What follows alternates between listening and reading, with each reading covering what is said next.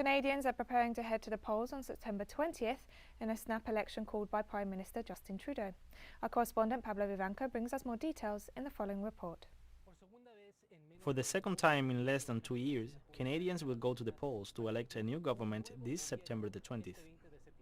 Despite widespread opposition to the vote, Prime Minister Justin Trudeau called on the election with the hopes of achieving a majority government after falling short of a majority of seats in Canada's parliament in the 2019 elections. Trudeau's Liberals have promised bold actions on a number of issues including climate change and economic recovery, but this may not be enough to swing more voters, according to recent polls.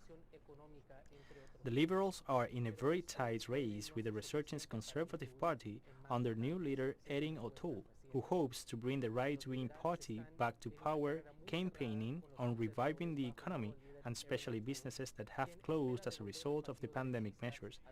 O'Toole has also been looking to capitalize on anger towards Trudeau and the Liberals over a number of scandals before and during the pandemic, as well as frustration over the pandemic.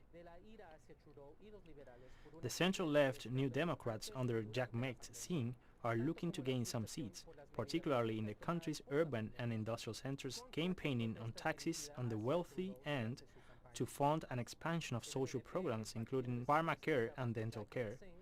Singh NDP is currently polling at around 16%. In Quebec, the regional party, the Bloc Québécois, are likely to retain their hold over those seats, while the Green Party, under new leader Unami Paul, could lose the 2 seats they have currently.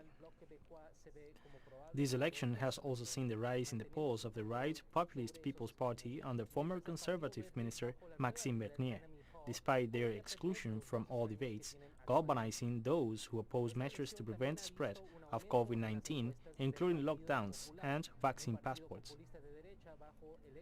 Concerns over climate change continue to top the concerns of the minds of voters after wildfires ripped through the provinces of British Columbia and Ontario, though the capacity of the healthcare system and mandatory vaccinations are also of concern, according to polls.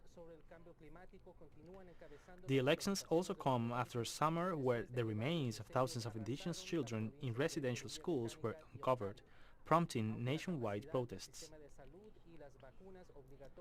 These elections could also be pivotal for Trudeau, as well as the leaders of the NDP and the Greens, all of who could face the prospect of having to step down if their parties do not improve their results from the last elections.